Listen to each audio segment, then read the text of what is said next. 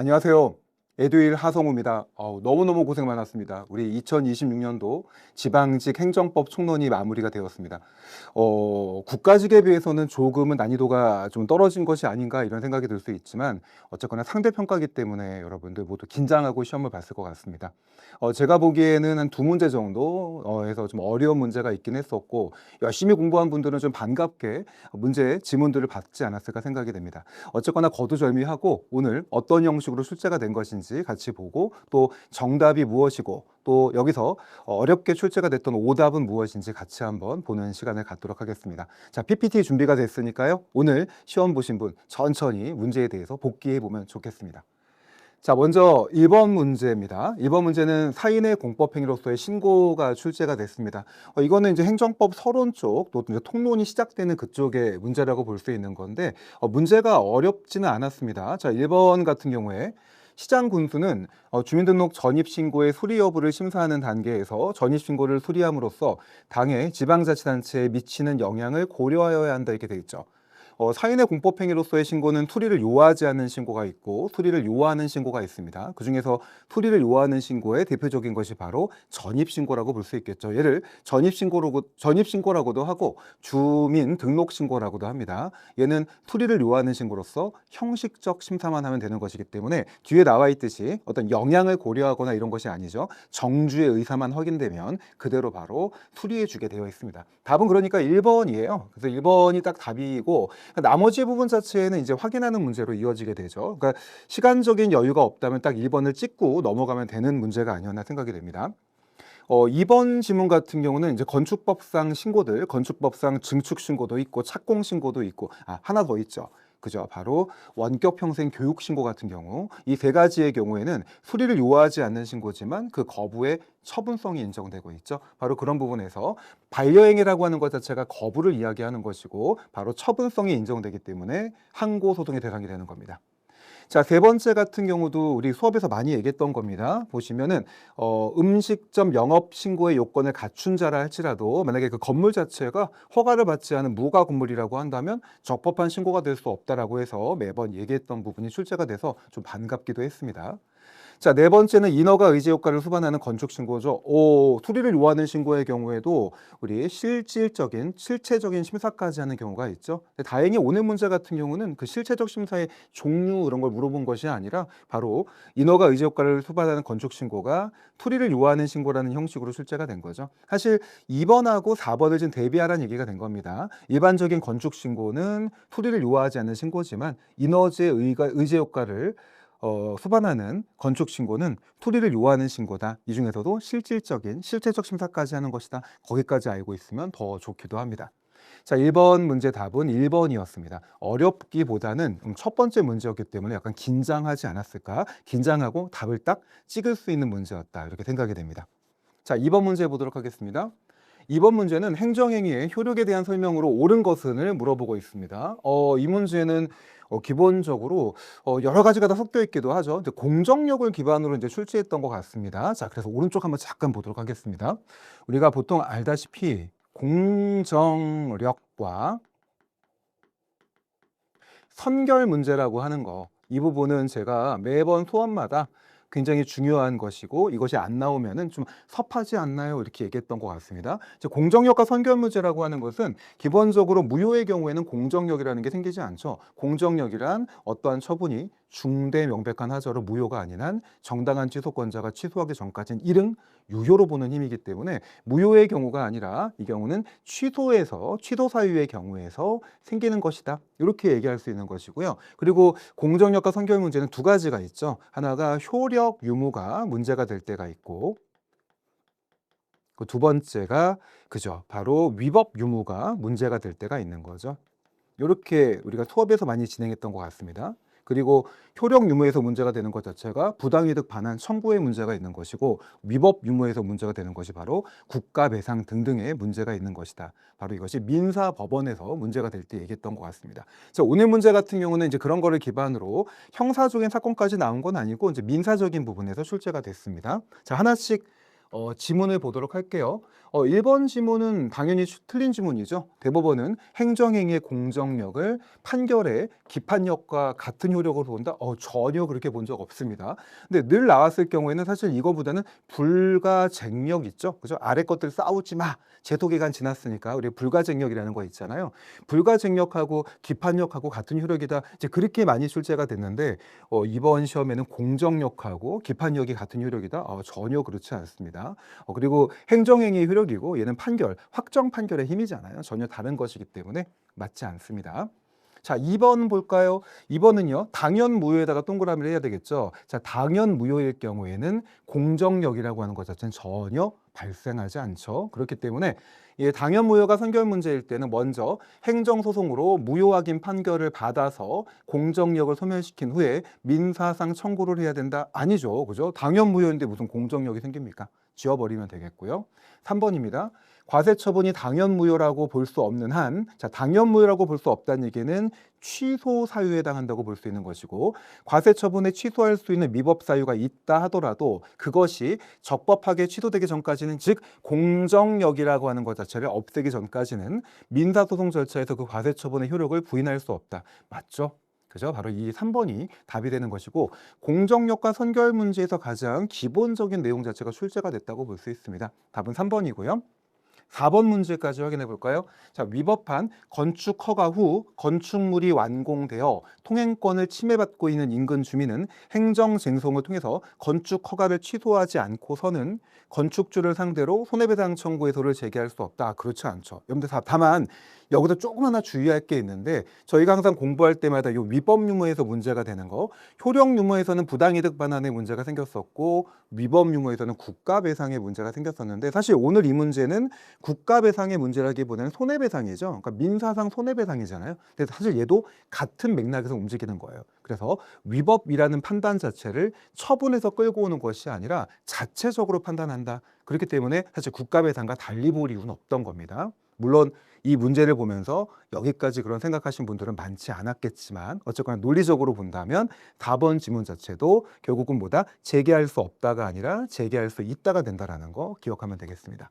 자, 2번 문제는 답이 3번이긴 한데 약간 시간이 좀 걸리지 않았을까 생각이 됩니다. 이제 공정력이라고 하는 것 자체가 아주 쉬운 논리는 아니다 보니까 지문 하나하나에 좀 집중이 필요하지 않았을까 생각이 되고, 사실 1번 지문 같은 경우는 말도 안 되는 지문이었다라는 거. 하지만 이런 지문 자체가 처음 봤던 분들은 약간 또 당황하지 않았을까 생각이 되기도 합니다. 자, 2번 문제 답은 3번이었고요. 3번 문제 볼까요? 행정입법에 대한 설명으로 옳지 않은 것이 출제가 됐습니다. 행정입법이라고 하는 것은 법규 명령과 행정규칙이라고 하는 크게 두 가지로 이렇게 만들어지고 있죠. 그리고 공부할 때 늘 얘기했지만 되게 어려운 논리가 들어가 있어서 힘들지만 문제가 나올 땐 대부분 다 풀 수 있습니다. 너무 걱정하지 마세요. 이렇게 얘기했던 것이 바로 행정입법이었습니다. 문제 볼까요? 1번입니다. 명령 규칙이 헌법에 위반되는 여부가 재판의 전제가 되는 경우에 대법원이 최종적으로 이를 심사할 권한을 갖는다. 맞죠? 우리가 위헌법률 심판, 그래서 법률 같은 경우가 헌법에 위반되는지는 그것은 헌법재판소가 담당합니다. 하지만 법률 아래에 있는 명령, 조례, 규칙 이런 거죠. 여기 나와 있는 명령 규칙을 얘기하는 겁니다. 이런 것이 헌법에 위반되는지, 사실 정확하게 얘기한다면 헌법과 법률에 위반되는지 이런 거를 판단하는 기관은 사법부입니다. 그렇기 때문에 대법원을 최종심으로 해서 사법부가 위헌위법 명령규칙 심사권을 가지고 있는 겁니다. 1번 지문은 맞고요.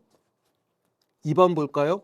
자, 법규 명령의 위임의 근거가 되는 법률에 대해서 위헌 결정이 선고가 되면 그 위임 규정에 근거하여 제정된 법규 명령도 원칙적으로 효력을 상실한다. 그쵸? 이것도 좀 구분해야 되겠죠. 저희가 여러 번 했지만 우리가 법령이라고 하는 것 자체는 상위 법령이 무효가 되면 하위 법령은 도미노 같이 무효가 돼버립니다. 그래서 도미노 같이 움직인다 이렇게 말씀드렸었고, 다만 이거랑 구분해야 되는 것 자체는 처분을 한 후에 처분의 근거 법률이 또는 법령이 위헌 결정을 받았다고 한다면, 그렇다면 그때의 처분 자체는 무효가 아니라 취소 사유라고 하는 거랑 좀 구분해 달라고 여러 번 했던 것 같아요. 바로 이 중에서 같은 법령에서의 문제이기 때문에 도미노 같이 무효가 되고 바로 효력을 상실한다는 거 기억하면 되겠습니다.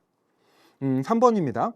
누구든지 법령의 내용에 의문이 있다고 한다면 법령을 소관하는 중앙행정기관의 장에게 법령의 해석을 요청할 수 있다. 이게 출제가 됐는데 3번의 3번 지문 같은 경우는 약간 생소하긴 하죠. 많이 봤던 지문들은 아니고 너무나 좀 상식적이긴 하지만 자신감이 조금 떨어지는 그런 지문인 것 같습니다. 어쨌거나 맞는 지문이에요. 근데 이럴 경우에는 또 확실한 답을 또 딱 찾아가지고 선택한 다음에 그 다음에 안도의 숨을 좀 쉬지 않을까 생각이 듭니다. 자, 이거는요 저희가 행정기본법에 규정되어 있으니까 조문만 잠깐 적어드릴게요. 행정기본법에 규정되어 있다. 행정기본법 40조의 1항에 있는 내용입니다. 나중에 한번 조문을 확인해 보시면 될 것 같습니다. 자, 4번이 답입니다. 4번 좀 쉽게 출제가 됐습니다.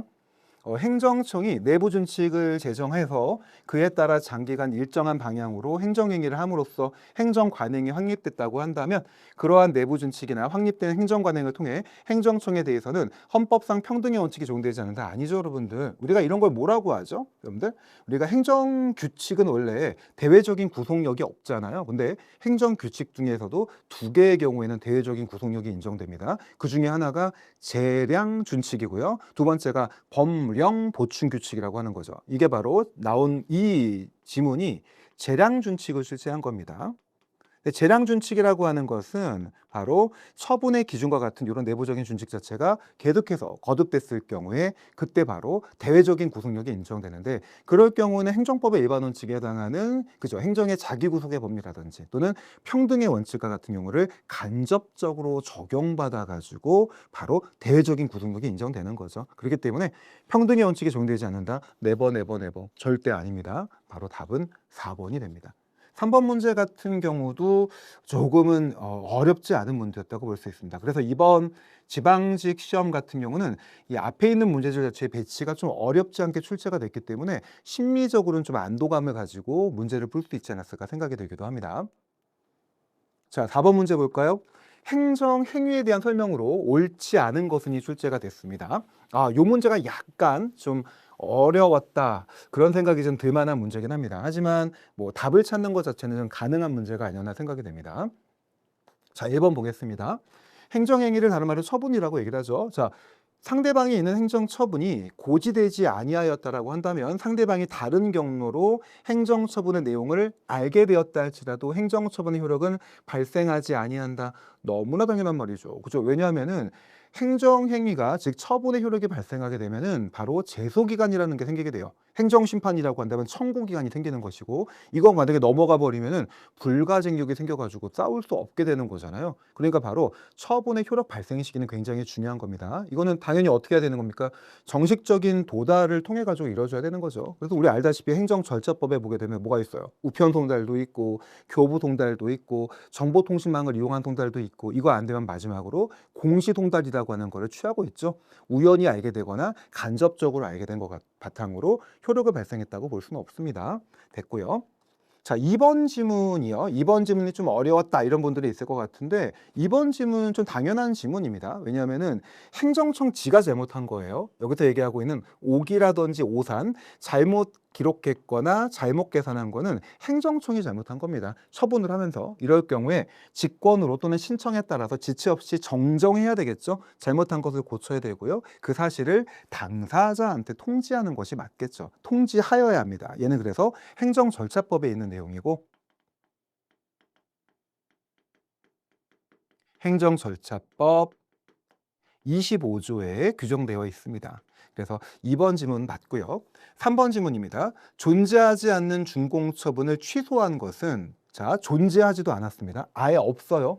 대상이 없는데 그거를 취소해 버렸대. 이거는 준공처분의 부존재를 확인하는 것에 불과한 거죠. 따라서 지금 없는 거를 취소했는데 그거를 바탕으로 처분이라고 얘기할 수 있을까요? 말도 안 되죠. 그죠? 대상이 없는 거를 취소했다는 얘기 자체는 지금 귀신을 그죠? 취소해 버린 거하고 똑같은 거예요. 그렇기 때문에 항고소송의 대상이 되는 행정처분이라고 볼 수는 없겠죠. 당연한 건데 사실 이런 내용들 자체도 수험생의 입장에서는 너무나 당연하지만 약간 두렵다 이런 생각이 들기도 했을 것 같습니다. 네, 1번, 2번, 3번은 모두 다 맞는 지문이고요. 4번 지문 볼까요? 점용료 부과 처분에 자 점용료를 부과했어요. 그러니까 점용 사용료라고 하는 거죠. 무엇인가 지금 이거를 쓰고 있는 그런 거에 대해서 점용료라고 하는 걸 부과합니다. 그런데 거기에 대해서 취소 사유에 해당하는 흠이 있어가지고 흠에 있는 부분에 해당하는 점용료를 감액해 버린 거죠. 그러니까 점용료를 줄여준 거예요. 그랬을 경우에 실질은 종래에 위법한 부분을 제거하는 것으로서 흠의 치유에 해당한다. 하자의 치유다. 근데 우리 보통 하자의 치유, 흠의 치유 이런 거 많이 얘기했었습니다. 그죠? 근데 이쪽 부분 자체가 생각보다 잘 인정은 안 된다. 우리 그 정도로 좀 끝냈던 것 같아요. 그리고 하자의 치유가 인정되는 대표적인 것이 사전 통지 기간을 다소 어겼죠. 좀 짧게 했지만 그러니까 보통 사전 통지를 그 받은 사람이 여기에 대해서 문제 삼지 않고 자기가 할 수 있는 청문이라든지 등등과 같은 이의 제기 제도 이런 거를 모두 다 이의 신청 제도를 모두 다 활용했을 경우에는 하자의 치유가 인정된다라고 하는 판례 기억할 것 같습니다. 자, 이제 그런 정도가 될 수도 있느냐 이렇게 본 건데 지금 나와 있는 거는 흠의 치유에 해당하지 않습니다. 자, 요거는 결과적으로 어떻게 판례가 맞는지 한번 잠깐 적어 드리겠습니다. 우리 판례는 어떻게 봤냐면 요거는 이렇게 보지 않고 당초 처분 자체를 일부 취소하는 본인이 취소하는 거니까 일부 취소하는 이런 변경 처분이다라고 봤어요. 그러니까 하자의 치유에 해당하는 흠의 치유로 본 것이 아니라 바로 점용료 부과 처분에 있어 가지고 감액하는 처분을 했다고 한다면 그것은 바로 당초의 처분 자체를 일부 취소하는 변경 처분으로 봤던 거 이렇게 보십니다. 흠의 치유가 아니었다. 이렇게 보면 되겠죠. 자, 이 문제가 전반적으로 조금 어렵게 느껴졌던 이유는 4번 지문 자체가 조금 생소하게 느껴졌었고 그리고 1번을 제외한 2번하고 3번 같은 경우도 당연하긴 하지만 많이 눈에 익혀둔 지문이 아니었기 때문에 약간은 혼동이 있지 않았을까 생각이 됩니다. 하지만 이 문제는 어려운 문제라고 하기엔 좀 부담스러운 문제인 것 같습니다. 맞춰 써야 되지 않을까 생각은 들고요. 자, 4번 문제의 답은 4번이었습니다. 5번 문제 볼까요? 행정청의 작용 중 계약에 대한 설명으로 옳은 것은 이라고 되어 있습니다. 자, 작용 중 계약이라고 되어 있죠. 그럼 이것은 이제 일반적으로 저희가 보통 행정청 같은 경우가 하는 그 행정작용법에 따르면 행정행위가 메인이고 이제 그 밖에 행정작용에 보면 뭐 공법상 계약이라고 하는 것도 있잖아요. 물론 사법상 계약이라고 하는 것도 인정될 수 있기도 합니다. 그래서 이쪽 부분 자체는 어떻게 본다면 그 밖에 행정작용에서 출제가 된 것이다. 이렇게 볼 수도 있는 것이고 아니면 우리 수업할 때 매번 얘기했던 공법관계, 사법관계 기억하십니까? 바로 공법관계, 사법관계에 있는 굉장히 많은 판례들 자체를 제가 막 던져드리고 제발 시험장 가기 전까지 꼭 외워두셈 그랬던 거 있잖아요. 그것만 알고 있었어도 문제를 풀 때 좀 용이하지 않았을까 생각은 듭니다. 자, 1번부터 볼까요? 국가를 당사자로 하는 계약이죠. 자, 국가를 당사자로 하는 계약이거나 뭐 지자체를 당사자로 하는 계약입니다. 거기에 따라서 만들어지는 이런 계약이라고 하는 것은 사법의 원리가 그대로 적용된다고 했었습니다. 요거는 저희 많이 문제로 풀었던 거기 때문에 1번 지문은 넘어가면 되겠고요. 자, 이거 2번 문제가 조금 지문이 어려워요. 사실 답이 2번인데 자, 2번 먼저 선택하고 설명을 드릴게요. 3번 먼저 보겠습니다. 3번은요. 한국형 헬기 이거 우리 공법관계 사법관계 자료에서 매번 봤던 거다. 그죠? 공법관계 중에서 항고 소송이 아니라 당사자 소송으로 가는 거 있었던 거예요. 그래서 얘는요. 어쨌거나 사법관계가 아니고 자, 공법관계죠. 공법관계고 그중에서도 항고 소송이 아니라 당사자 소송으로 가는 거. 그래서 이 3번 지문도 틀린 지문이 됩니다. 자, 4번 지문도 마찬가지입니다. 교향악단의 단원으로 일정 기간을 정해서 위촉받은 사람이죠. 근데 저희 이거 많이 하지 않았었나? 광주광역시 합창단, 서울시 무용단, 그리고 공중보건의사 이런 경우에 뭐 채용계약의 문제. 그러니까 우리 알고 있는 일반적인 일반 공무원이 아니라 이렇게 특수공무원이거나 이런 공무원들 같은 경우죠. 자, 그랬을 경우에는 다 뭐가 되는 겁니까? 바로 공법관계로 가게 되고 똑같이 얘도 마찬가지로 당사자 소송의 대상이 되는 거죠. 그래서 3번 지문하고 4번 지문 자체가 모두 다 틀린 지문이 되는 겁니다. 그리고 1번 지문이 틀린 것이고 답은 이제 2번이 되는데 다만 이 문제에서도 이런 생각이 좀 들기는 해요. 요 한국형 헬기 개발 사업이라고 하는 거 이게 좀 혼동이 생기는 분도 있지 않았을까 생각이 됩니다. 이게 공법 관계인데 항고 소송이 아닌가? 이렇게 또 오해가 생겼던 분들 자체는 약간 주저주저하지 않았을까 생각이 되는데 어쨌거나 둘 다 모두 당사자 소송이었고요. 자, 그러면 이 2번 지문이 왜 좀 어려운 지문이었는지 설명을 잠깐 드리겠습니다. 공기업이 법령 또는 계약에 근거해서 선택적으로 입찰 참가 자격 제한 조치를 할 수 있는 경우입니다. 자, 그럴 경우에 지금 문제는 이거죠. 입찰 참가 자격 제한의 조치라고 하는 것 자체가 과연 이것이 처분인지 아니면 이것이 계약에 근거한 권리 행사인지. 그럼 계약에 근거한 권리 행사라고 하는 것 자체는 처분이 아니라 공법상 계약이거나, 그죠? 보통 이렇게 갈 수 있는 거죠. 그럼 이것이 처분이라고 하는 것은 어때요? 행정청이 구체적인 법 집행으로서 뭐죠? 그죠? 공권력의 행사가 되는 거잖아요. 그죠? 그러니까 그렇게 공권력의 행사로서 일방적으로 하는 것인지 아니면 계약에 근거해 가지고 계약에 근거한다는 얘기는 권리와 의무를 나눠 갖는 거잖아요. 서로 대등한 입장에서. 그럼 과연 이것이 처분인지 계약인지 어떻게 판단하느냐? 이게 문제가 되는 건데 당연히 해석을 해 가지고 판단해야죠. 둘 다 모두 의사표시예요. 법의 효과를 만들어내는 표시를 의사표시라고 합니다. 그 의사표시라고 하는 걸 해석하는 거예요. 야, 얘는 일방적으로 한 거네. 그러면은 처분인 것이고, 야, 이거는 계약에 근거해가지고 표시한 거네. 이쪽에서 권리와 의무 중에서 의무를 다하고 있지 않으니까 권리 행사한 거구만. 이렇게 본다면 당연히 계약에 근거한 권리 행사라고 볼 수 있겠죠. 이런 거를 우리는 의사표시의 해석의 문제라고 이야기합니다. 그래서 답이 2번이긴 한데 이런 지문 자체는 많이 다뤘던 지문은 또 아니긴 하죠. 그래서 의사표시 해석 문제라는 지문이 딱 나왔을 경우에 좀 멘붕에 빠지는 그런 또 분도 있지 않았을까 생각은 되는데요.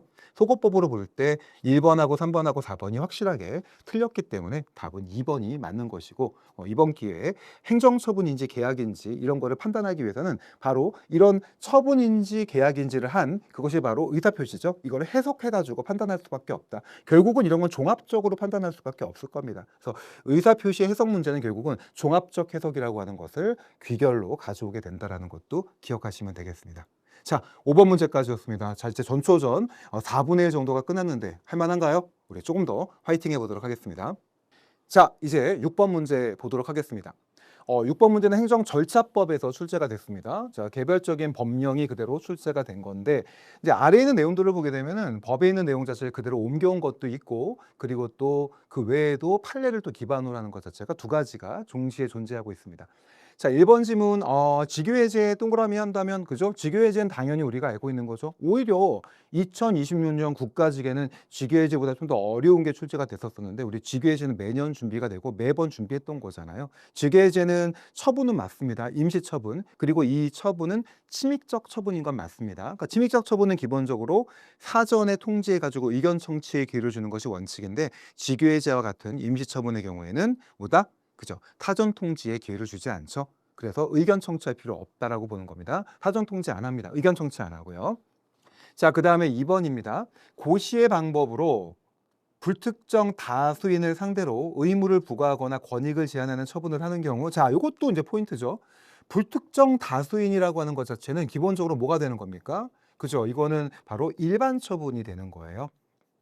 근데 일반 처분은 알다시피 일반 처분의 경우에서 인정 안 되는 거, 그죠? 얘는 사전 통지 대상이 안 된다고 많이 얘기했었습니다. 그죠? 사전 통지 대상이 안 되기 때문에 일반 처분은 의견 청취의 기회를 줄 필요가 없는 겁니다. 그래서 뒤에 보시게 되면은 상대방에게 의견 제출의 기회를 주어야 한다? 전혀 그렇지 않죠. 그죠? 답은 그래서 몇 번입니까? 답은 좀 쉽게 가야 됩니다. 2번입니다. 바로 일반 처분의 경우에는 사전 통지 대상이 안 된다라는 거 기억하면 되겠고.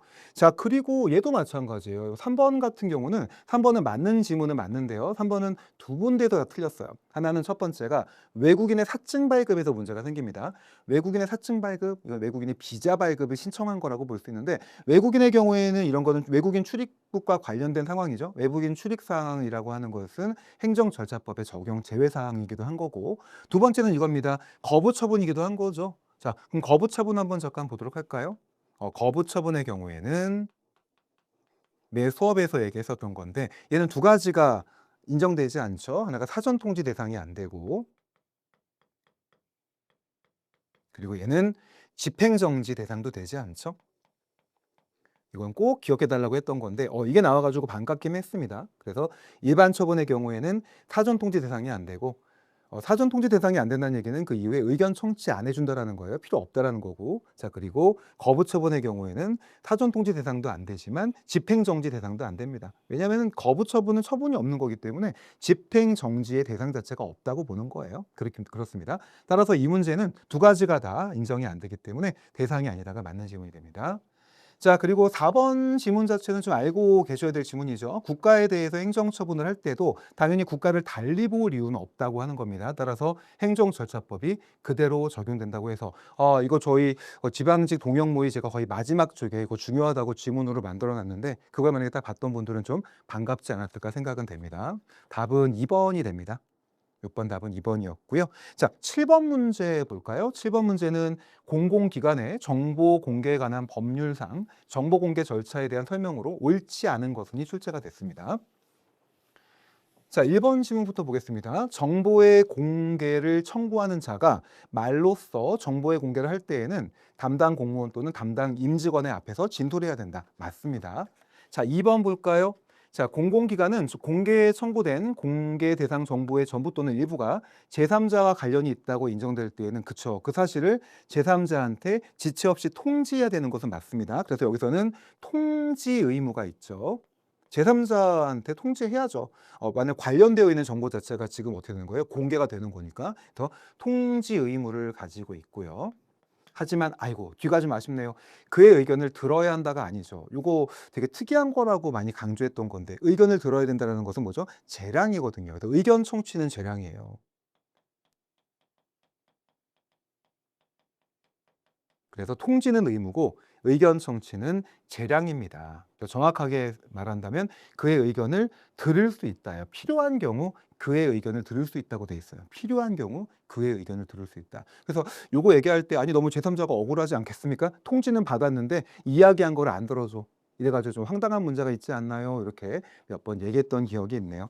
얘는 공공기관의 정보 공개에 관한 법률 11조에 있습니다. 11조 3항에 있던 것 자체를 그대로 출제한 것이다. 이렇게 좀 기억하면 되겠고요. 답은 그래서 2번이 됩니다. 뒤쪽에 틀렸어요. 앞에는 맞지만 뒤가 틀렸고요.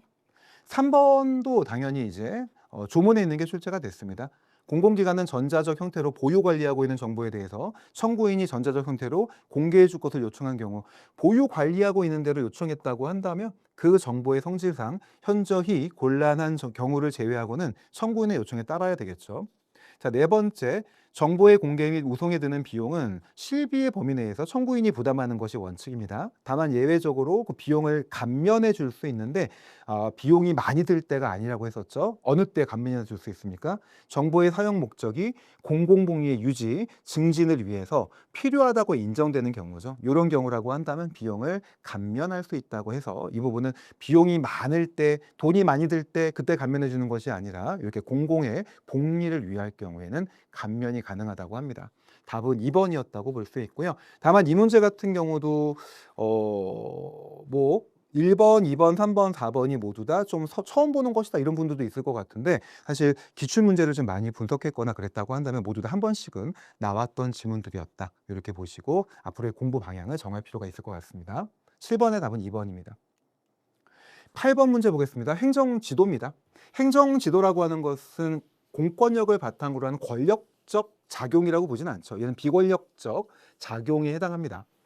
그럼에도 불구하고 이제 행정지도는 국가배상법에서 이야기하고 있는 그죠? 공무원의 직무에 들어가는 거죠. 그래서 보시면 공무원의 직무라고 하는 것은 권력적 작용뿐만이 아니라 행정지도와 같은 비권력적 작용에 들어갑니다. 이 행정지도를 비권력적이라고 하는 거예요.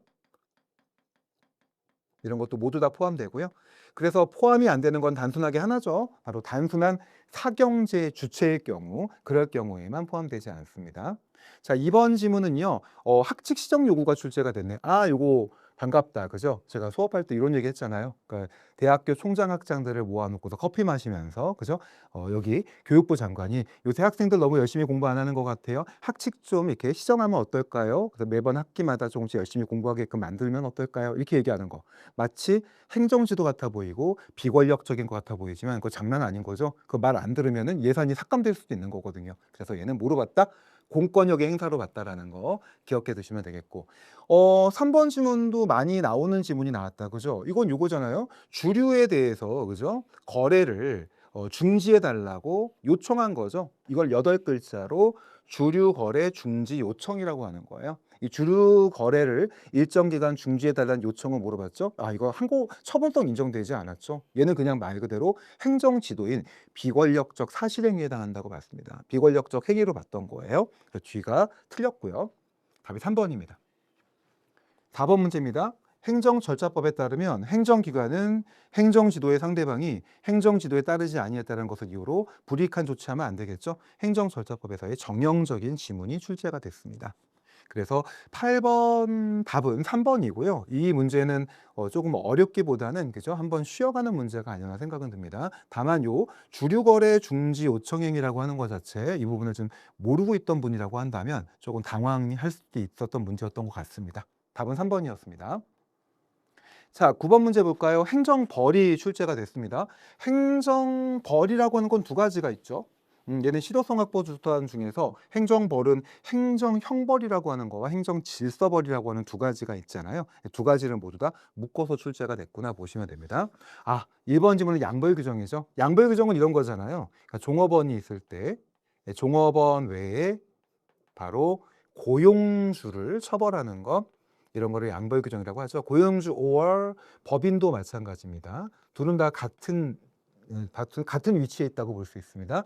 다만 이럴 경우에 종업원의 범죄에 대해서 고용주나 법인을 처벌할 때 고용주나 법인에 대해서는 징역형과 같은 그런 거 신체형이 아니라 벌금형에 해당하는 거, 그런 부분으로 처벌할 수 있는 것이고, 두 번째는 무조건 처벌하면 위헌이라고 했었죠. 이럴 경우에 고용주나 법인이 처벌되는 이유는 바로 자기 책임이고, 그리고 다른 말로 이거를 독자 책임이라고도 하고요.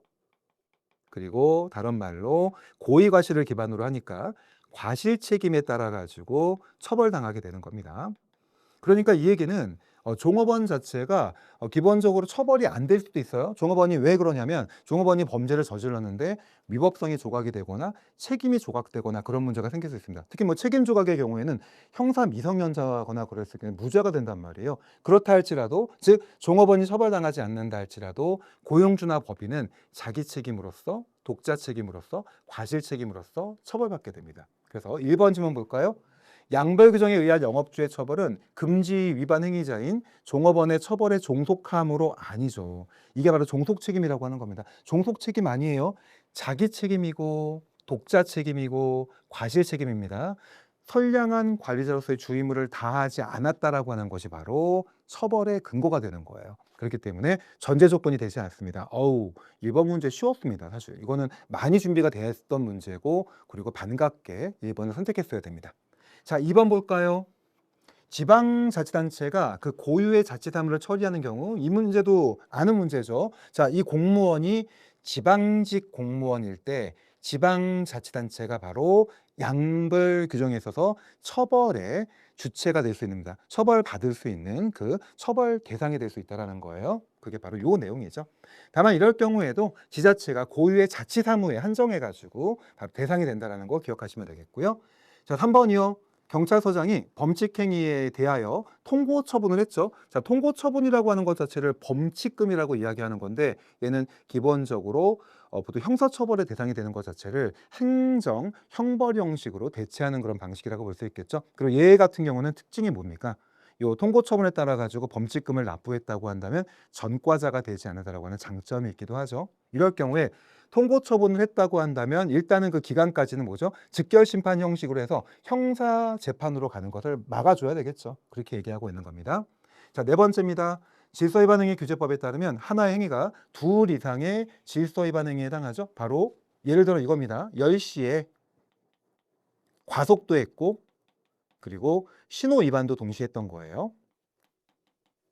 동시에 두 가지 잘못이 있었던 거죠. 근데 만약에 과속이 7만 원이고 그리고 신호 위반이 10만 원이라고 한다면, 예를 들어 그럼 이거 두 가지를 모두 다 부과하는 것이 아니라 가장 중한 신호 위반인 10만 원의 과태료를 부과한다. 이렇게 출제가 된 거죠. 4번 지문은 그래서 맞는 지문이 됩니다. 근데 만약에 이것이 아니라 연속된 행위라고 한다면 10시에는 과속하고 10시 10분에 신호 위반했다면 그때는 개별적으로 부과되는 게 맞겠죠. 이게 모두 질서 위반 행위 규제법에 규정되어 있는 내용이구나 기억하면 되겠습니다.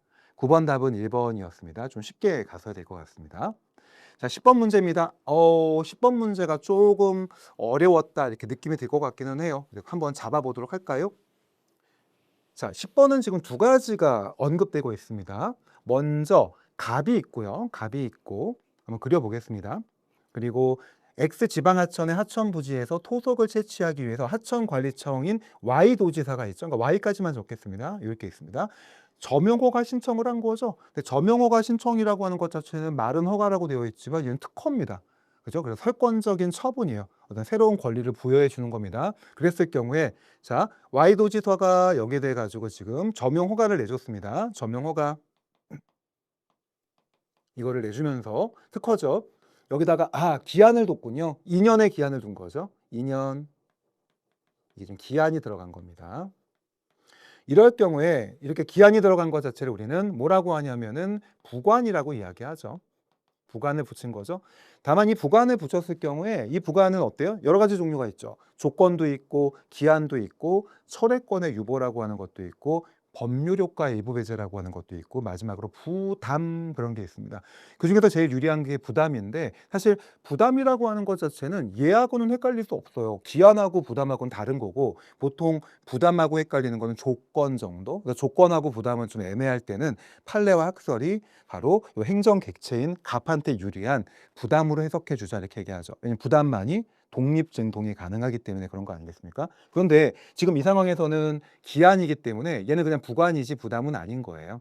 이게 있고 자, 그다음에 한편 허가일로부터 1년 안에 해당 하천 부지에 인접한 토지를 매입한 후 바로 저류 시설을 조성해서 기부 체납할 것을 내용으로 부담을 또 부과했죠. 이게 지금 이거 외에 하나가 또 들어갔죠? 더해 가지고 부담이라고 하는 것까지도 또 하나 들어갔습니다. 야, 이거 지금 장난 아닌데요? 점용허가를 한번 내주면서 기한도 붙였고 부담도 붙인 거네요. 그죠? 그래서 얘는 부관이 하나 붙었고 부담이 하나 더 붙었고 원, 투, 두 가지가 붙어 있는 상황이라고 볼 수 있습니다. 자, 이제 하나씩 보겠습니다. 1번입니다. 하천부지 점용허가 여부는 Y도지사의 재량에 속함으로 맞죠? 여러분들 이거 점용허가라고 하는 것 자체가 특허입니다. 특허기 때문에 재량행위의 성질을 갖는 것이 원칙인 것이고 그리고 알다시피 부관이라고 하는 것은 재량행위에 붙일 수 있는 거라고 얘기하잖아요. 만약에 기속행위에 부관을 붙이면 무효가 되는 거죠. 그래서 얘는 법에 근거 없이 이것도 아셔야 되겠죠. 우리가 법에 근거 없이 가능한 것 자체가 부관 붙이기 그다음에 직권 취소나 철회와 같은 직권 시리즈 이 두 가지는 법에 근거 없이 즉 법률 유보의 원칙에 적용되지 않습니다. 요게 이제 출제가 된 거죠. 붙일 수 있고요. 두 번째 2번 볼까요? 2년의 기한에 대해서 그죠? 2년의 기한은 요거죠. 이거에 대해서 바로 독립해서 행정소송 제기할 수 없죠. 자, 없는 이유는 이거는 부담이 아니기 때문에 부담이라고 한다면 독립행송이 가능하지만 이거는 부관에 해당하기 때문에 부관은 독립행송 안 됩니다. 전부 취소소송이 제기될 수도 있고 아니면 신청을 통해서 거부가 왔을 때 그 거부 처분 취소소송이라고 하는 것 자체가 새롭게 인정되긴 하죠. 하지만 이 두 가지 외에 기본적으로 자체를 바로 독립해가지고 소송을 제기할 수는 없다고 합니다. 자, 세 번째 볼까요? 세 번째는 바로 요거죠.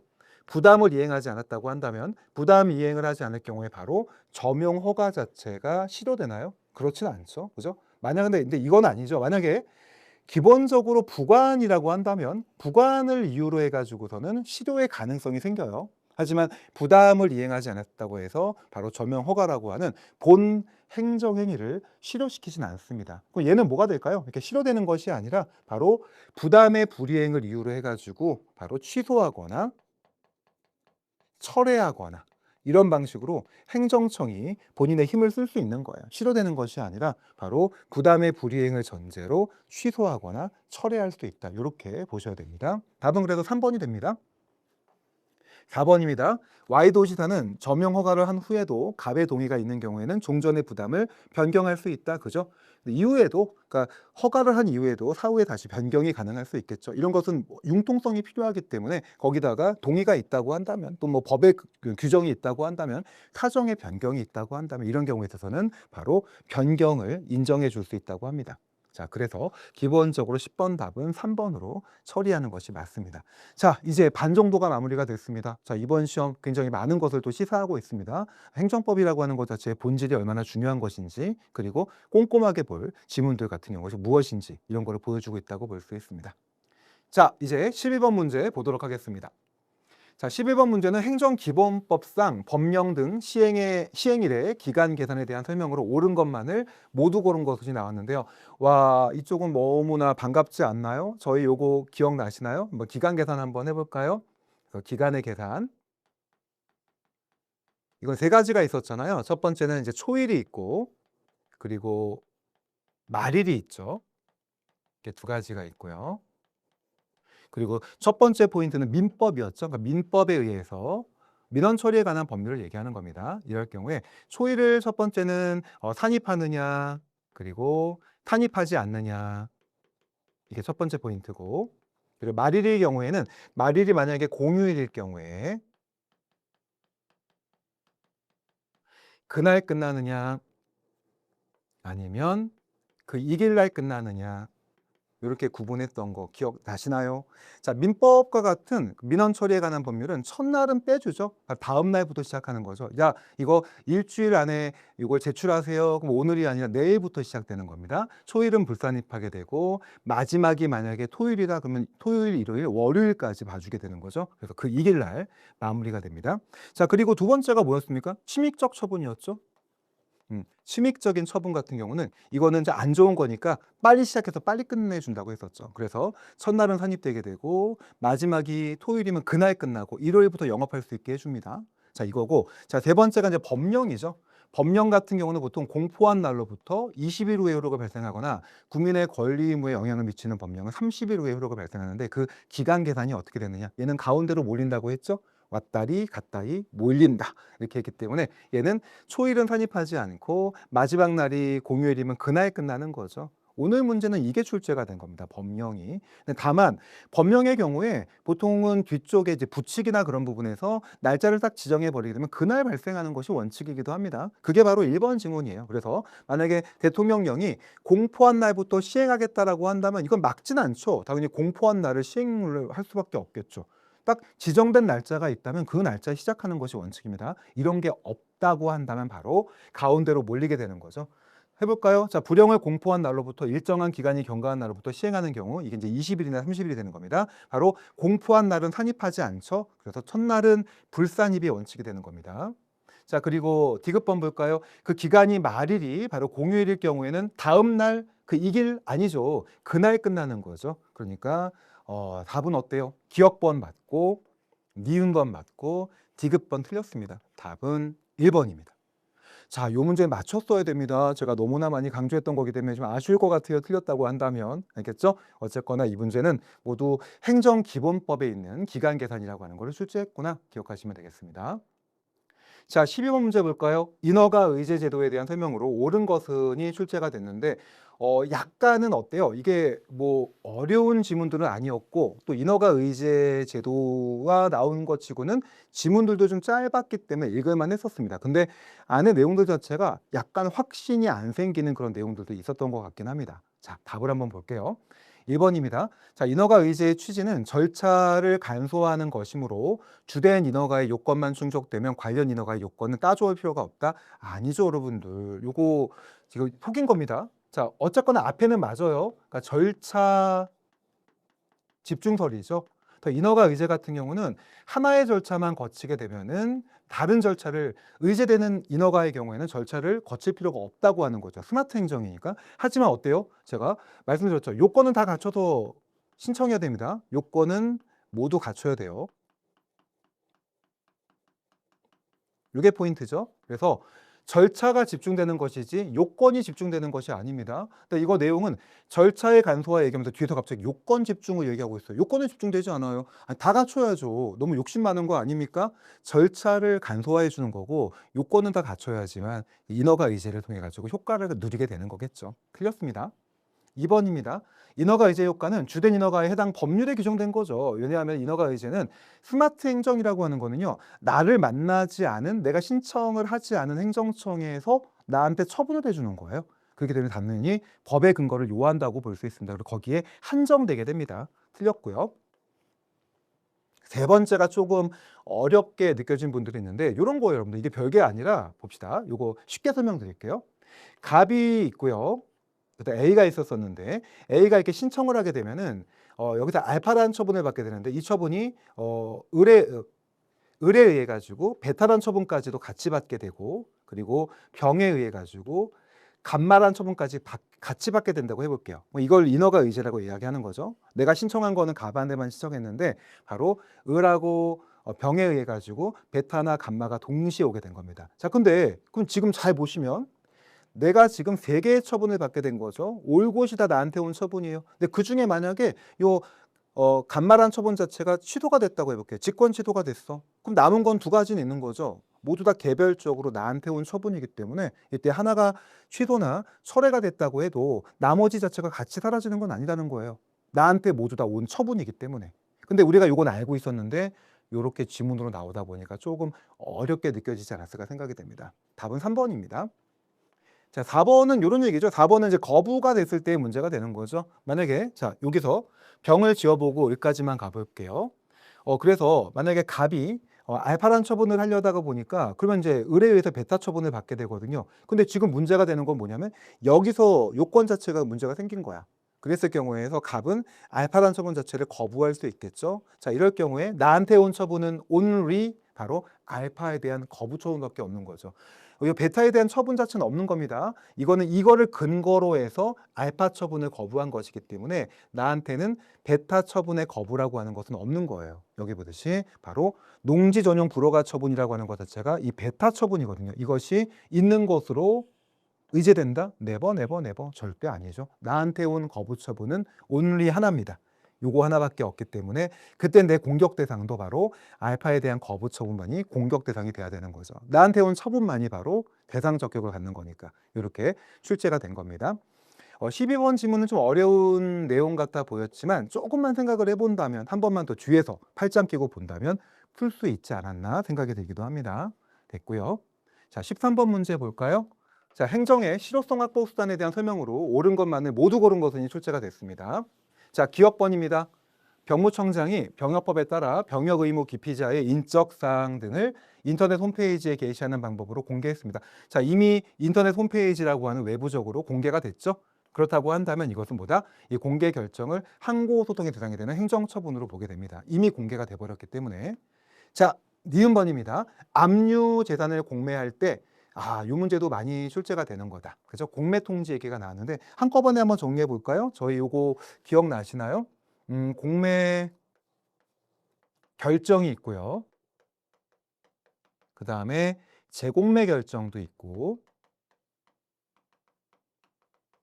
그 다음에 공매 통지도 있죠. 공매 통지까지 세 가지를 같이 묶어 볼 수 있고요. 크게 본다면 공매 결정과 재공매 결정을 같이 묶을 수도 있습니다. 얘네들은 공통적인 게 다 뭐예요? 그죠? 모두 다 처분이 아니라는 거. 이게 이제 빈출 지문이었던 거예요. 처분이 아닙니다. 또 공매 결정을 하고 재공매 결정을 하고 공매 통지한다라고 하는 것은 처분이 아닙니다. 다만 그럼에도 불구하고 얘네들은요. 바로 뭐가 될 수 있느냐? 그죠? 적법한 공매 절차를 구성하는 절차적 요건은 돼요. 그래서 자, 적법한 공매의 절차를 구성하는 요건, 절차적인 요건이 되는 겁니다. 절차적인 요건으로서 힘을 가지고 있는 거죠. 그래서 이렇게 얘기했던 거 아마 기억나시는 분이 있는지 모르겠네요. 공매 결정이나 또는 뭐 공매 통지는 처분이 아니니까 아무것도 아니다? 아니죠. 고춧가루는 뿌린다고 했잖아요. 그래가지고 이 공매라고 하는 것 자체를 소송으로 제기했을 경우에 바로 이런 부분을 절차적인 하자로 해가지고 처분을 취소할 수 있다고 했죠. 그러니까 공매 결정이나 재공매 결정, 공매 통지는 처분이 아님에도 불구하고 고춧가루는 뿌릴 수 있다. 그 정도로 기억한다면 이 내용이 그거죠. 그래서 뒤에 보시면 절차적 요건은 된단 말이에요. 이것이 있기 때문에 고춧가루는 되는 거예요. 처분은 아니지만. 그래서 기억번은 맞고 니은번은 틀렸습니다. 조금 주의했어야 될 문제입니다. 세 번째, 계고는 여러 개의 이슈가 있죠. 만약에 행정 대집행이 나온다고 한다면 계고가 또 메인 테마가 해당합니다. 그중에서 계고소의 특정 얘기가 나왔네요. 계고소의 특정이라고 하는 것은 필요하지만 그 한 장에 계고소의 특정될 필요까지는 없고 전후에 송달된 문서로 특정되면 족하다. 그게 출제가 된 겁니다. 그래서 요거는 뒤에 보시면 특정되어야 하는 것이지가 아니라 특정될 필요 없고 계고서가 아니라 전후에 송달된 문서로 특정되면 됩니다. 틀렸습니다. 자, 리을번이요. 건축법상 시정명령을 받은 의무자가 이행강제금, 오케이, 이행강제금 나왔네요. 이행강제금은 과거에는 비대체적 부재하기 의무에서만 인정됐지만 지금은 모든 의무 불이행에서 인정되고 있고 일신 전속적이고 그래서 사망하면 끝나는 것이고 늦게라도 이행했다면 더 이상 부과하지 않지만 이미 부과된 것은 끝까지 받아내는 특징을 가지고 있습니다. 그래서 뒤에 보시면 늦게라도 이행했다면 그 이후에 이행강제금을 부과할 수 없다까지 출제가 된 거죠. 소프트하게 나왔습니다. 답은 리을은 맞는 지문이고요. 그래서 답은 옳은 것을 고른 것이기 때문에 기억하고 리을이 답이 됩니다. 13번 문제까지 실효성 확보수단, 그러니까 아까 행정벌도 마찬가지고 이것도 마찬가지고 실효성 확보수단의 문제가 출제가 됐구나 기억나네요. 자, 14번 볼까요? 국가배상법상 배상 책임에 대한 설명으로 옳은 것은 출제가 됐습니다. 국가배상법 출제가 된 거예요. 자, 1번 지문입니다. 영조물의 설치 관리상의 하자는 그 영조물을 이용하는 자에게 위해를 끼칠 위험성이 있는 경우에 한해서 인정되며 영조물을 이용하지 아니하는 제3자에게 피해를 입히는 경우에는 인정될 수 없다. 아니죠, 여러분들. 영조물을 이용하지 않는 자라 할지라도 피해가 생겼다고 한다면 어쨌거나 이 문제는 어렵게 보시면 안 돼요. 국가배상이라고 하는 건 굉장히 넓게 인정하는 거죠. 개인과 자유와 사익적 가치를 보호하기 위한 것이기 때문에 그래서 이런 형식으로 한정지지 않습니다. 1번 지문 틀렸습니다. 자, 2번입니다. 공무원의 직무상 경과실, 동그라미 해볼까요? 경과실입니다. 자, 국가배상법상 국가배상 책임의 주체는 국가 또는 지자체입니다. 헌법에는 국가 또는 공공단체라고 되어 있지만 우리 국가배상법은 국가 또는 지자체로 두고 있죠. 자, 그럼 공무원이 잘못한 국가배상법 이전 어떻게 할 것이냐? 공무원 책임 없냐? 자, 경과실 경우에는 면책되죠. 하지만 고의 또는 중과실 경우에는 공무원도 민법상 불법행위 책임을 지게 되는 겁니다. 여기서 공무원이 경과실이기 때문에 바로 면제되지 않는다가 아니라 면제되죠. 틀렸고요. 세 번째 보겠습니다. 어떠한 행정처분이 항고소송에서 취소되었다고 한다면 곧바로 국가배상이 인정되나요? 네버. 항고소송의 취소가 바로 국가배상으로 가는 건 아니죠, 여러분들. 예를 들어 이런 거 아니겠습니까? 뭐 나한테 2개월의 영업정지가 들어온 거예요. 내가 화가 나가지고 행정소송을 제기했어요. 항고소송. 거기서 내가 이겼어요. 그럼 바로 국가배상이 되나요? 그렇지 않다라는 거죠. 그래서 위법에 대한 판단 자체는 처분과 이 국가배상 자체를 별도로 판단할 수밖에 없죠. 위법에 대한 판단 자체를. 그래서 바로 인정되는 것은 아닙니다. 당연히 1번, 2번, 3번이 모두 다 틀렸기 때문에 답은 4번이 됩니다. 4번에서 영조물의 설치 관리상의 하자에 해당하는 국배법 5조 얘기가 또 출제가 되고 있죠. 그래서 이 문제 같은 경우는 1번하고 5번은 국가배상법 5조가 출제가 된 것이고 그 다음에 2번 같은 경우는 국가배상법 2조가 출제가 된 거라고 볼 수 있겠네요. 자, 여기서 얘기하고 있는 영조물의 설치관리상의 하자가 완전 무결한 상태를 요구하고 있는 절대적인 안전성이 아니죠. 상대적인 안전성으로 우리가 보통 알고 있습니다. 그래서 이것 자체가 아예 완전 무결한 흠결이 없는 안전까지 요구하는 게 아닙니다. 통상적으로 일반 사람들이 상식적이고 질서 있는 이용 방법을 기대하고 있는 이런 상대적인 안전성으로 판단하고 있다는 점 기억하면 되겠습니다. 조금은 용이한 문제였다고 볼 수 있습니다. 문제가 좀 복잡하진 않았다 생각할 수 있습니다. 답은 4번. 15번 볼까요? 행정심판에 대한 설명으로 옳지 않은 것은입니다. 행정심판 재결의 내용이 행정심판위원회가 스스로 처분을 취소하는 것일 때에는 그 재결의 형성력에 의하여 당해 처분은 별도의 행정처분을 기다릴 것 없이 당연히 취소되어 소멸된다. 당연한 거죠. 그러니까 이 얘기는 뭐냐면 요 얘기입니다. 우리가 보통 취소 재결이라고 하는 것이 있죠. 그럼 취소 재결이 있다면 이거를 행정심판위원회가 했다면 그러면 행정청이 취소해야 될 의무가 생기나요? 아니죠. 취소라고 하는 것은 형성력이 있어요. 취소시켜버리는 거기 때문에 마치 변경 재결 자체가 변경시켜버리는 거하고 같은 거죠. 그래서 변경 명령 재결은 뭐죠? 변경을 명령하는 거잖아요. 근데 그게 아니라 변경 재결이 변경시켜버리는 거와 마찬가지로 취소 재결도 처분을 취소시켜버리는 거예요. 여기서 그대로 끝나버리기 때문에 당연히 취소가 되는 것이고 별도로 행정청이 뭐다? 취소할 필요까지는 없는 겁니다. 요 얘기가 출제가 된 거고요. 자, 2번입니다.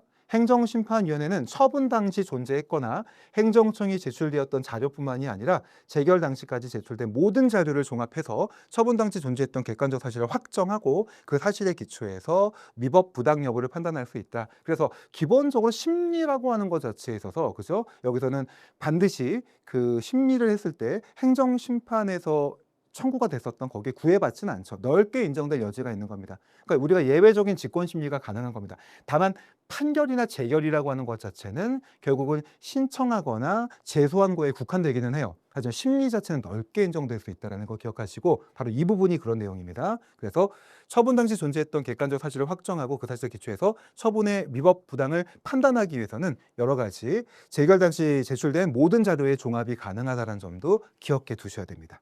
알겠죠? 그래서 지금 넓게 심리는 넓게 인정할 수 있다. 기억하시고요. 세 번째입니다. 세 번째 질문 자체에 속았던 분이 있을 것 같기도 하다. 자, 앞에 볼까요? 취소 소송의 제소 기간이 이미 지났죠? 아, 그럼 끝난 거예요, 이미. 뭐가 생긴 거예요? 불가증력 생긴 거예요, 이미 여러분들. 그 다음에 행정청이 행정심판을 청구했다고 잘못 알렸어요. 그랬더니만 일단 끝나가지고 불가증력이 생겼는데 아싸 이러는 거예요. 아싸 지금 행정심판 청구가 지금 할 수 있다고 지금 나한테 왔어. 나 이거 한 다음에 우리가 행정심판 끝나면은요 제소기간이 어떻게 시작됩니까? 처분이 있을 안 날이 아니라 재결서 정본을 송달받은 날부터 90일 재결이 있었던 날로부터 1년 이내에 제기하면 되잖아요. 바로 그렇게 이용하려고 하는 겁니다. 이게 가능해요? 불가능해요?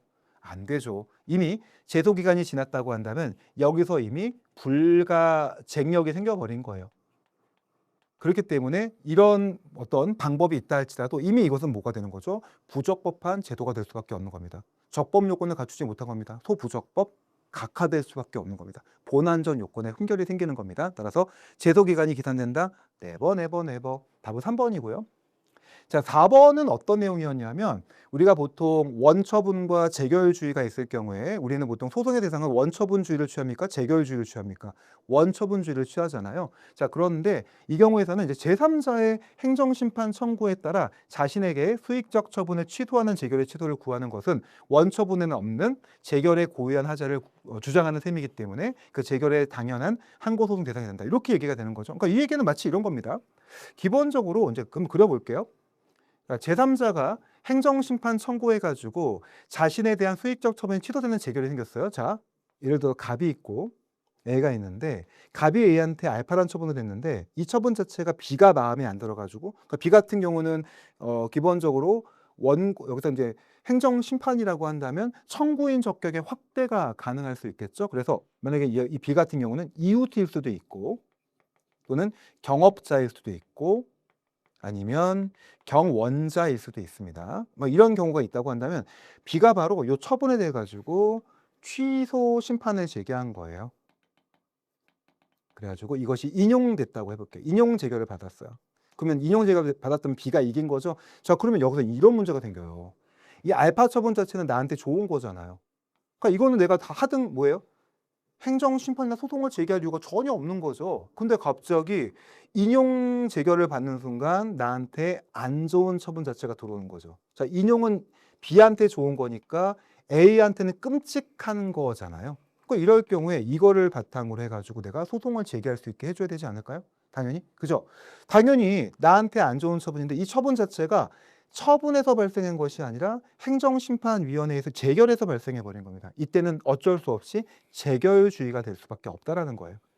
재결 자체의 고유한 위법을 전제로 하는 것이고 이것은 내용상 이제 문제가 될 수 있겠죠. 행정심판위원회가 잘못 판단했습니다. 그런 형식으로 항고소송 제기가 가능할 수밖에 없다. 요거를 출제 의도를 한 겁니다. 그래서 그 재결은 당연히 항고소송의 대상이 된다. 좀 어려운 논리긴 한데 이것도 한 번만 더 생각해 본다면 충분히 잡아낼 수 있지 않을까 생각이 됩니다. 답은 3번이었고 4번이 조금 생소하게 느껴졌던 분도 있었을 것 같습니다. 자, 우리 지금 4분의 3까지 왔습니다. 이제 20문제, 5문제 남았습니다. 좀 더 화이팅 해보도록 하겠습니다. 자, 16번 문제 보도록 할까요? 16번 문제는 항고 소송의 원고 적격에 대한 설명으로 옳지 않은 것은이 출제가 됐습니다. 요 문제도 일단은 옳은 것과 옳지 않은 것이라고 하는 거 먼저 출제 의도가 무엇이었는지 잡아보시고 그러니까 옳은 것 자체가 세 가지가 있고 옳지 않은 것이 하나가 있는 겁니다. 자, 1번 법인의 주주 얘기가 나왔네요. 그러니까 일반적으로 법인의 주주가 법인에 대한 행정처분에 대해서 법률상 이익이 인정돼서 원고 적격이 보통은 안 생기죠. 하지만 구제받을 수 있는 유일한 그런 방법이 있다고 한다면 이거밖에 없다면 그때 생길 수 있다고 했었습니다. 얘는 원칙을 기억해야 되기 때문에 기본적으로 법인의 주주라고 한다면 원칙적으로 법률상 직접적인 구체적인 이익을 가지는 것은 아닙니다. 맞고요. 자, 2번도 뭘까요? 자, 2번도 원고 저격의 법률상 이익 자체가 부정되는 대표적인 내용이죠. 수익적 처분을 받지 못한 자가 명백한 법적 장애 때문에 법에 의해서 자신의 신청이 인용될 가능성이 처음부터 배제되어 있죠. 자, 이런 경우라고 한다면 원고 적격을 인정해 주진 않습니다. 그래서 얘도 정당한 이익이 없다. 맞는 말이고요. 세 번째 볼까요? 자, 도로 부분은 저희가 이웃 소송 얘기할 때 많이 얘기했던 겁니다. 이 도로가 유일한 도로야. 그럴 경우에는 법률상 이익이 인정되지만 일반적으로 사용되는 도로이고 다른 도로가 있거나 대체 통행로가 있거나 이랬을 경우입니다. 여기서는 일반 시민들이 사용하는 도로라고 한다면 법률상 이익이 없다. 맞는 말이 되는 것이고요. 자, 네 번째 볼까요? 행정처분의 근거법규 등의 그 처분으로서 이루어지는 행위로 인해서 환경상 침해를 받으리라고 예상되는 영향권 범위가 구체적으로 규정되어 있는 경우 환경 영향 평가 엄청나게 중요한 거죠. 그 외부에 있는 자들은 보통 인정되지 않고 다만 입증을 통해서 인정될 수는 있습니다. 다만 환경 영향 평가 대상자 내에 있는 주민이라고 한다면 인정될 여지는 있습니다. 주민들은 인정이 돼요. 하지만 어디가 문제가 된 겁니까? 자, 주민들은 인정돼요. 그런데 여기서 문제가 되죠. 건물이나 토지를 소유하고 있는 사람들까지 포함되지는 않죠. 아, 뒤는 안 되는 거예요. 그래서 만약에 이 건물과 토지를 소유하고 있는 사람이 만약에 그 안에서 진짜 거주하고 있다고 한다면 그때는 요 주민들로서 포함되기 때문에 그때는 원고 적격이 인정될 수 있어요. 하지만 건물이나 토지를 소유하고 있는 자들이 딴 데 살고 있어. 이쪽에다가 그냥 건물하고 땅만 사놓은 거야. 그랬을 경우는 인정이 안 되겠죠. 그래서 이 문제는 귀가 상대적이기 때문에 꼼꼼하게 봤어야 될 문제입니다. 답은 4번이 됩니다.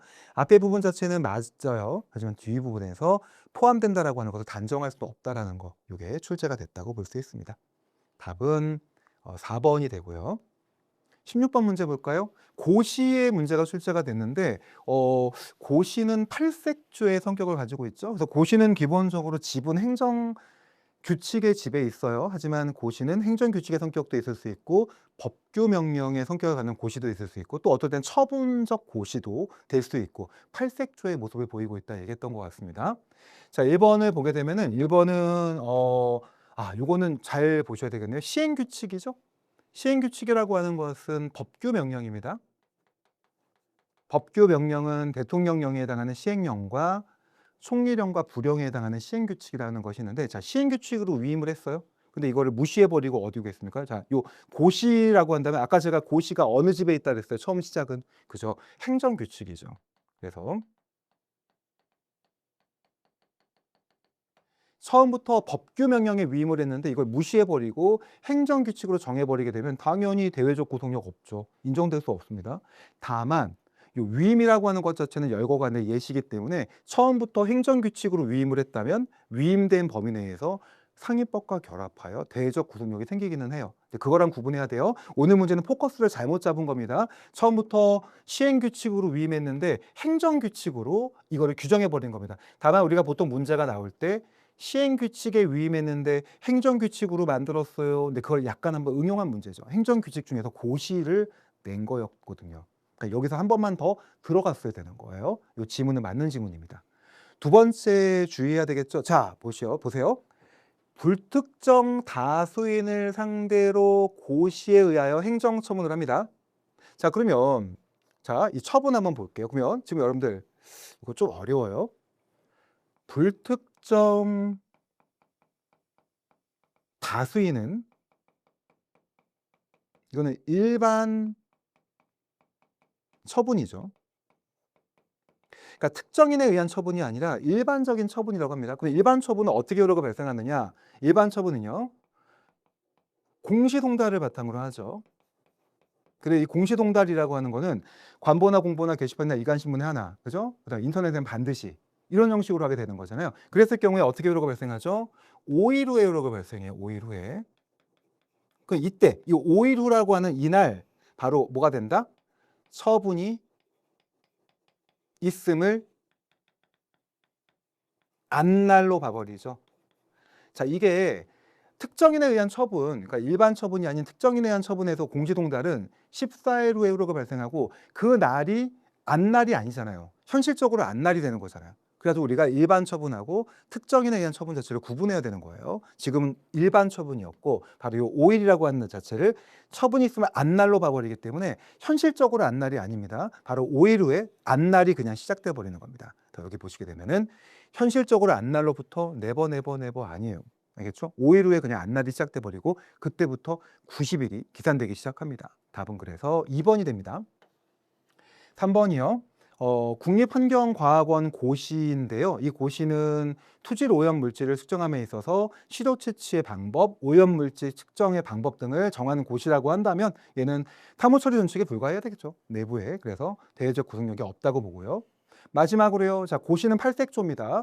법규 명령일 수도 있고 행정규칙일 수도 있고 처분성을 가지고 있다고 한다면 처분적 고시가 될 수도 있는 겁니다. 그래서 다른 집행행위 매개 없이 그 자체로서 직접 국민의 구체적인 권리 의무나 법률 관계를 규율한다고 한다면 행정처분이 되는 것이 맞죠.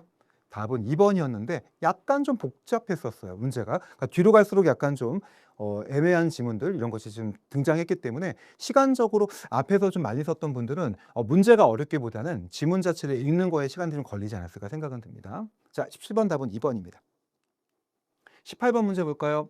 제재 처분입니다. 제재 처분에 대한 설명으로 옳지 않은 것은 이 문제도 상당히 많이 강조했던 것이 나와서 반갑기도 했습니다. 자, 1번 문제입니다. 여러 처분 사유 가운데 하나의 제재 처분을 했을 경우 그중에 일부가 적법하지 않더라도 다른 처분 사유들만으로도 처분의 정당성이 인정된다면 처분은 위법하다고 취소해서는 안 된다. 맞는 질문이죠. 자, 요런 내용입니다. 갑이요 A한테 6개월의 영업 정지를 했습니다. 처분이죠. 이게 바로 제재 처분이죠. 침입적 처분이라고도 하고요. 그런데 이 처분을 했던 이유가 뭐냐면 그 이유가 첫 번째가 식품위생법 위반이고 그리고 또 하나를 위반한 거예요. 두 번째가 근로기준법도 위반한 거야. 하나 더 적을까요? 청소년보호법도 위반한 거야. 세 가지나 위반을 했어요. 이 세 가지 위반을 이유로 해가지고 6개월의 영업정지라고 하는 처분을 내리게 된 겁니다. 근데 가만히 보니까 청소년보호법 위반은 없었던 거야. 그리고 근로기준법 위반도 없었던 거야. 그런데 식품위생법 하나만 가지고도 6개월의 영업정지가 넘쳐. 그 정도의 잘못이 있는 거야. 그렇다고 한다면 요거 하나만 가지고도 6개월의 영업정지가 가능하다고 한다면 이 처분을 뭐다? 취소할 수 없다라는 거예요. 알겠습니까? 이게 바로 1번 지문이고 많이 했던 거죠, 사실. 네, 잘 정리가 돼야 됩니다. 자, 2번 볼까요? 행정청이 여러 개의 위반 행위에 대해서 하나의 제재 처분을 했으나 위반 행위별로 제재 처분의 내용을 구분하는 것이 가능합니다. 이미 구분 가능성을 얘기해 주고 있습니다. 여러 개의 위반 행위 중 일부의 위반 행위에 대해 제재 처분 부분만이 위법하다면, 그러니까 구분이 가능하고 그리고 위법한 것 자체를 판단할 수 있다고 한다면 전부 취소가 아니라 일부 취소가 가능해지는 거죠. 또 2번은 해석상으로 충분히 나오게 되는 거고요. 3번 질문입니다.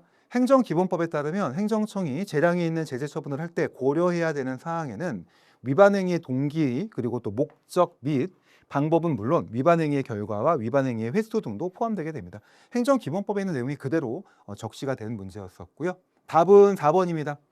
자, 4번에서는 이제 일정한 행정행위의 경우에 있어가지고 제재 처분 자체가 인정되지 않는 경우들을 보여주고 있죠. 보시면 5년이라고 하는 기간 자체를 기반으로 해서 읽어볼게요. 법령 등의 위반 행위가 종료된 날로부터 5년이 지나게 되면 더 이상 그 제재 처분을 할 수 없다라고 하는 것을 명확하게 밝혀주고 있습니다. 다만 어디가 틀린 겁니까? 다른 법률의 규정이 있다면 그 법률을 따르게 합니다. 그래서 같은 조문에 있습니다. 23조 1항에서 제재 처분의 경우에 종료된 날로부터 5년이 지난다면 더 이상 제재 처분할 수 없다. 하지만 3항에 보게 되면은 다른 법률에 규정이 있다고 한다면 그 다른 법률의 규정에 따르게 된다. 4항이죠, 4항. 4항에 그런 내용들이 있으니까 오늘 문제는 1항과 4항에 섞여 있는 문제였고 4항을 지금 간과했다면 틀릴 수밖에 없는 문제였습니다. 다른 법률에 규정이 있다면 5년이 아니라 그 법률에 따라서 제재 처분을 할 수 있게 되거나 할 수 없게 되거나 그렇게 되는 겁니다. 답은 4번이었습니다.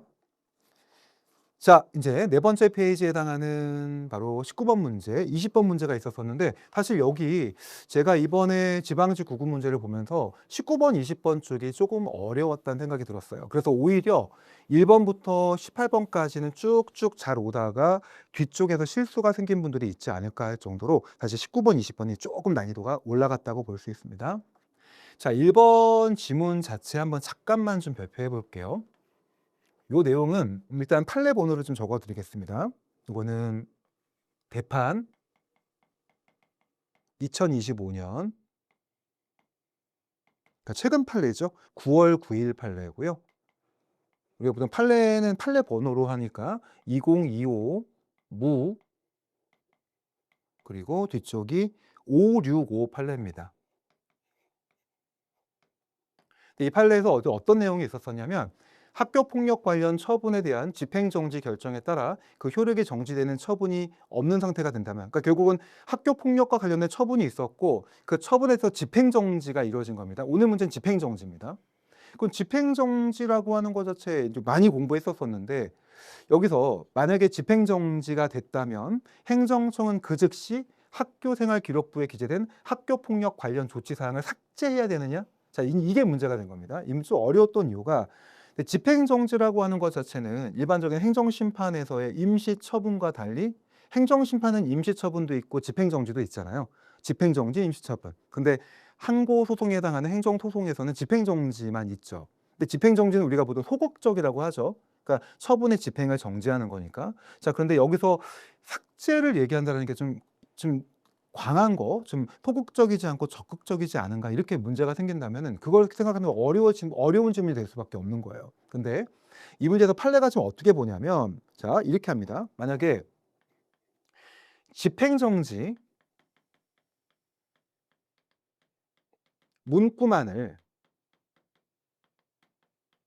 기재할 경우에, 소극적으로 집행정지야 이렇게 문구만을 기재한다고 한다면, 그렇게 된다면 사실 우리가 학교에서 폭력을 저지른 그 가해자라고 하는 친구는, 사실 우리가 보편적으로 본다면 욕을 먹을 것 같아 보이지만, 어쨌거나 여러분들 이렇잖아요. 우리가 형사 소송에서도 무죄 추정의 원칙이고 의심스러울 때는 피고인의 이익으로 가잖아요. 그래서 여기서 이렇게 봅니다. 가해자로 지목된 학생이 있겠죠. 그리고 이 학생 측에서 집행정지를 신청했거나 아니면 직권으로 집행정지가 됐거나 했겠죠. 이랬을 경우에 이 학생들에게는 실질적으로 본다면은 불이익이 되게 커질 수 있다는 거예요. 이렇게 된다면 학생에게는 실질적인 불이익이 생길 수 있다, 이렇게 봤어요. 그러니까 집행정지라는 문구만 기재했을 때는 오히려 실효성이 없다라는 거예요. 가해자로 지목된 학생, 물론 요새 우리 그 참교육 그런 드라마도 있듯이, 사실 어떻게 보면 학폭이라고 하는 것 자체가 되게 많이 문제가 되기도 하죠. 학교 안에서 폭력만 있는 건 아니고 다른 것도 문제가 되지만, 근데 그럼에도 불구하고 이 문제는 가해자로 지목된 학생에게 실질적인 불이익이 생긴다고 한다면 이거를 막는 것이 사실 집행정지의 목적인 거잖아요. 그래서 문구만을 기재한 것 갖고는 안 되고 학제까지 해야 된다고 봤습니다. 1번 지문이 그래서 맞는 지문이어가지고 조금 조심스럽게 갔어야 된다. 다른 지문들은 괜찮거든요, 여러분들. 그래서 1번이 좀 어려웠는데 상대적으로 볼게요. 2번은 당연하죠. 2번 지문은 본안인 취소소송 대상이 아닌 처분에 대하여 그 취소소송은 본안으로 하여 집행 등 정지를 신청할 수 없죠. 당연히 어떻게 되는 겁니까? 본안이라고 하는 것 자체가 인정될 수 없다면 집행정지가 인정될 수 없는 겁니다. 본안에 대한 소송, 즉 항고소송이 소가 제기가 된 다음에 집행정지를 하는 거죠. 보통 현실적으로는 같이 하긴 하지만, 그래서 신청할 수 없습니다. 자, 그 다음에 세 번째가 좀 어려웠어요. 그래서 이 문제는 기본적으로 1번 아니면 3번을 선택했던 분들이 되게 많았을 것 같습니다. 1번 판례를 만약에 혼동했다면. 3번은 이 얘기입니다. 본안 소송에서 처분의 취소 가능성과 무관하게 처분의 효력정지 여부를 결정하는 것은 제주의 취소에 반하므로, 자, 무슨 얘기냐? 처분의 취소 가능성과 무관하게, 그러니까 즉 집행정지라고 하는 거 말고 일반적인 원래 소송입니다. 그것과 무관하게 처분의 효력정지 여부를 결정하는 것은 제도의 취지에 반하므로 적극적인 요건을 결했다는 이유로 효력정지 신청을 기각한 결정에 대해서는, 자, 중요한 거는 뭐다? 효력정지를 지금 신청했는데 기각됐어요. 받지 못했습니다. 그러니까 집행정지에 대한 결정을 받지 못했어요. 그 이유가 뭐예요? 적극적인 요건이 결여됐다는 이유란 거죠. 그럼 당연히 여러분들 어떻게 해야 되는 겁니까? 기각된 이유가 적극적인 요건을 결여한 겁니다. 즉 적극적 요건이 뭐가 있습니까? 당연히 본안의 소가 제기된 상태에서 그다음에 뭐가 있는 거죠? 내가 지금 회복되기 어려운 손해가 문제가 되고 있는 거죠. 이런 등등의 요건들이 있을 겁니다. 자, 그 자체가 문제가 됐다면 당연히 불복 사유는 뭐가 돼야 돼요? 당연히 이 적극적 요건이 결여됐기 때문에 그거를 사유로 삼아야죠. 그거 외에 여러분들 바로 행정처분 자체의 적법 여부를 불복사로 삼으면 안 되죠. 이유가 이건데 왜 다른 걸 끌고 옵니까? 말도 안 된다라는 거예요. 그러니까 논리적으로 본다면 사실 적극적 요건을 결했다고 한다면 그 사유만 사올 수 있겠죠. 그리고 좀 그나마 확대를 한다면 효력정지라고 하는 것은 집행정지의 종류니까 집행정지는 적극적 요건하고 토극적 요건이 있잖아요. 이 적극적 요건과 토극적 요건, 집행정지에 해당하는 그 요건만이 바로 소송에서 내가 싸우게 될 그저 근거가 될 수 있는 겁니다. 답은 그래서 3번이 된다는 거 기억하시고요. 4번은 그죠? 집행정지라고 하는 것은 적극적인 요건뿐만이 아니라 이게 소극적 요건이죠. 바로 공공복리에 미칠 중대한 영향이 있는지도 판단해가지고 고려하게 됩니다. 그래서 기본적으로 답은 3번이었습니다. 근데 이 문제가 1번하고 3번이 좀 어려웠었고 2번하고 4번 자체를 선택해서는 안 되는 거였고 1번과 3번이 조금 혼동이 있을 수 있었다. 답은 3번이었다. 기억하시면 되겠습니다. 자, 그리고 20번 문제가 이제 마지막 문제에 해당하는데요. 자, 이 문제는 우리 이번에 한번 2026년 국가직에서도 나왔지만 하나의 판례 자체를 쭉 늘려가지고 그 판례 자체에 있어서의 쟁점들로 문제가 나왔던 문제입니다. 자, 이런 트렌드가 이제 앞으로 몇 개 정도 나올 확률이 있습니다. 여태까지 문제들은 개별적인 지문마다 판례가 다른 문제가 출제가 됐지만 이 문제는 하나의 판례를 통해 가지고 판결 요지에 해당하는 내용 자체를 출제했다고 볼 수 있습니다. 자, 판례 번호 적어 드릴게요. 대판 2019년 판례입니다. 11월 28일 판례고요. 그리고 20182 뒤쪽이 227 판례입니다. 자, 공익 사업을 위한 토지 등의 취득 및 보상에 관한 법률이고요. 이거를 보통은 토지보상법이라고 얘기를 하죠. 그래서 우리가 보통 이쪽에 출제가 될 때는 법령을 출제할 때가 되게 많고, 그리고 이제 이게 보통 손실보상과 관련된 거다 보니까 손실보상에서 토지보상에 대한 다양한 소송 방법이라든지 이런 걸 우리가 공부했었었는데, 사실 이거는 하나의 판례를 바탕으로 해가지고 출제가 됐기 때문에 약간은 의외의 판례였다 볼 수 있습니다. 첫 번째. 자, 영업손실인데요. 지구 바깥의 영업손실입니다. 자, 얘는 현실을 얘기해주고 있습니다. 영업자가 그 내용을 구체적으로 특정하여 주장하지 아니하면 사업 시행자로서는 뭐다? 이거는 바깥의 영업손실이기 때문에 영업손실금 지급 의무와 존부와 범위를 구체적으로 알기 어려운 특징이 있다. 자, 1번 질문은 너무나 당연한 상식적인 내용이에요. 자, 근데 중요한 거는 2번하고 3번을 묶어야 됩니다. 요거는 별개 청구임에도 불구하고 바로 동시행사가 불가능하다는 것을 그대로 보여주고 있습니다. 둘 다 맞는 지문인데 한번 읽어볼게요. 바로 판결 요지를 그대로 옮겨놓은 겁니다. 공익사업 지구 바깥의 영업손실과 그리고 환경정책기본법에 따른 손해배상은 자, 영업손실보상과 손해배상이라고 하는 건 어때요? 하나는 보상이고 하나는 배상이기 때문에 기본적으로 근거 규정과 요건 효과를 달리하는 것으로서 각각의 요건이 충족되면 성립되는 별개의 청구권이다. 이거는 맞죠.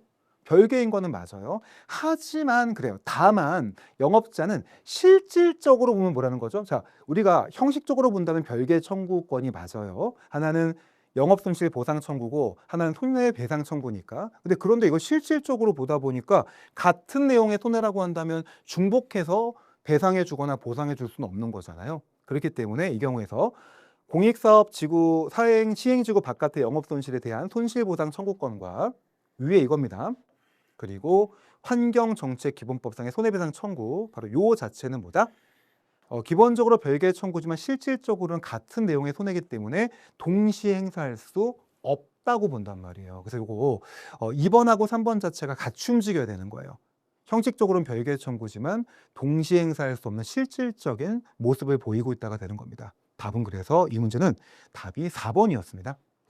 공익사업의 시행 당시 발생한 사유가 아니라 이후에 공익사업의 시행 결과 설치되는 시설에 사용에 기인해서 휴업이 불가피한 거죠. 이런 손해라 할지라도 이것은 바로 영업 그 사업 시행지구 바깥의 영업 손실 보상의 대상이 되지 아니한다가 아니라 대상이 된다고 하죠. 우리가 기본적으로 어떤 보상이나 이런 부분에 있어서는 완전 보상을 기반으로 하기 때문에 어쨌거나 원인이 있는 거라고 한다면 거기에 대한 보상 자체를 두텁게 할 필요가 있다. 이렇게 얘기가 되는 것이기 때문에 마지막 부분에 당시 발생한 사유가 아니라 이후에 결과에 의해서 발생했다 할지라도 그것이 휴업이라고 하는 거로 이어지게 된다면 거기에 대해서 영업손실 보상의 대상으로 잡을 필요가 있다고 봤던 판례였습니다.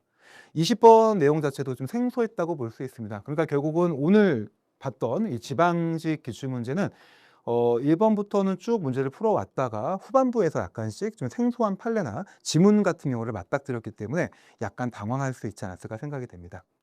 자, 전반적으로 2026년 지방직 9급 같은 경우는 좀 어려운 문제가 한 두 문제 정도, 제가 뒤에 이 문제 같은 경우는 쉬운 문제는 아니었습니다. 근데 이런 문제를 좀 막아낼 수 있었다고 한다면, 다른 부분에서 좀 실수를 좀 만회하고 그랬다고 한다면 한 두세 문제 정도에서 합격이 정해지지 않을까 생각이 됩니다. 너무너무 고생 많았고, 물론 이 정도의 성적을 받아서 또 만족하는 분들도 있겠지만, 또 시험이라고 하는 것 자체는 늘 모두 다 만족하지 못하는 경우도 있습니다. 하지만 여태까지 여러분 열심히 공부한 것 자체가 어디 가지는 않습니다.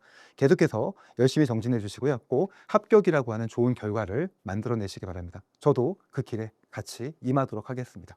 너무 고생 많았고요. 저희 또 공부하시는 분들은 나중에 또 수업 때 뵙도록 하겠습니다. 고생하셨습니다.